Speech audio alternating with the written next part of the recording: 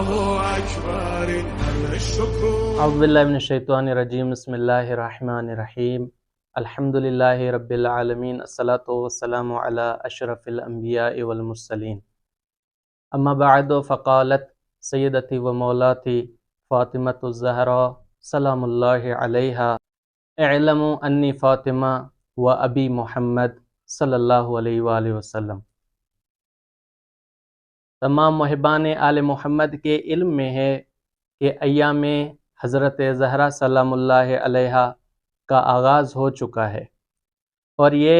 अय्यामुल्लाह भी कहलाते हैं।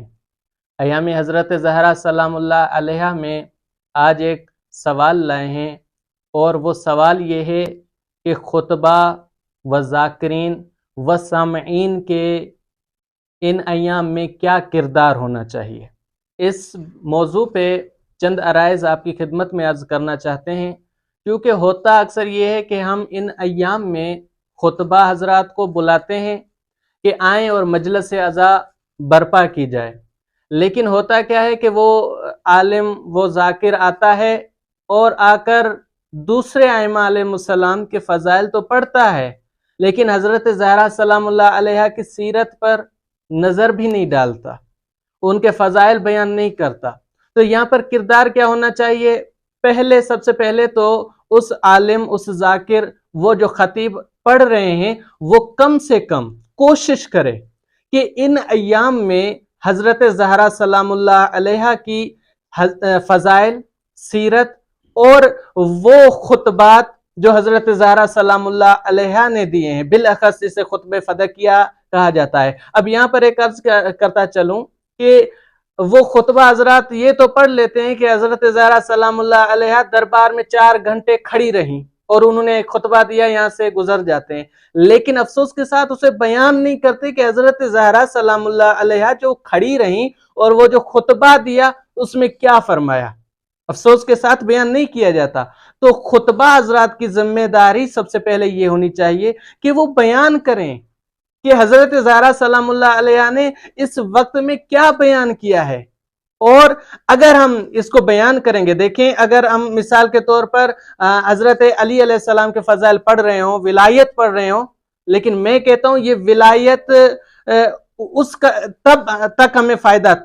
फ़ायदा नहीं देती जब तक हम हज़रत ज़हरा की वो खुतबात जो हज़रत ज़हरा सलामुल्लाह अलैहा ने दिए हैं, अगर उनको हम बयान नहीं करेंगे तो शायद हम विलायत न पहुंचा सकें, वो तो सिर्फ हमारी बातें होंगी। तो लिहाजा जो हज़रत ज़हरा सलामुल्लाह अलैहा ने एक मुसीबत अपने ऊपर बर्दाश्त की, तकलीफें बर्दाश्त की, हर चीज जो मजालिम आए उनको सहती रहीं, लेकिन क्यों? सिर्फ विलायत के लिए। लेकिन अफसोस है अगर हम इनको खुतबा हज़रात के लिए बिलखुसूस अर्ज कर रहा हूं कि अगर वो इन अय्याम ने दूसरे अय्याम के जो फजीलत है, जो फजाइल हैं, वो जिक्र करने चाहिए, लेकिन इसका ये मकसद नहीं कि अय्याम ने फातिमिया में फ़कत दूसरे अय्यामा अलैहिमुस्सलाम के फजाइल जिक्र किए जाएं और हज़रत ज़हरा को छोड़ दिया जाए। तो सबसे पहला अर्ज ये है आपकी खिदमत में, बिलखुसूस खुतबा हज़रात की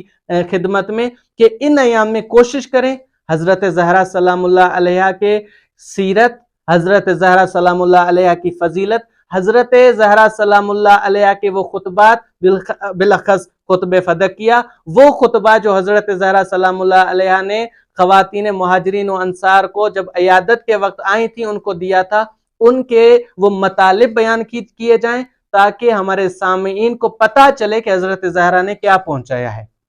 और दूसरा जो मतलब है, जो किरदार है सामीईन का, दूसरा सामीईन को क्या करना चाहिए? सामीईन को सबसे पहले ये करना चाहिए कि उनका किरदार ये होना चाहिए, कम से कम और कुछ नहीं कर सकते, जहां पर भी देखो हज़रत ज़हरा सलामुल्लाह अलैहा की मजलिस बर्पा हो रही है, कोशिश करें उस मजलिस अज़ा में शिरकत करें,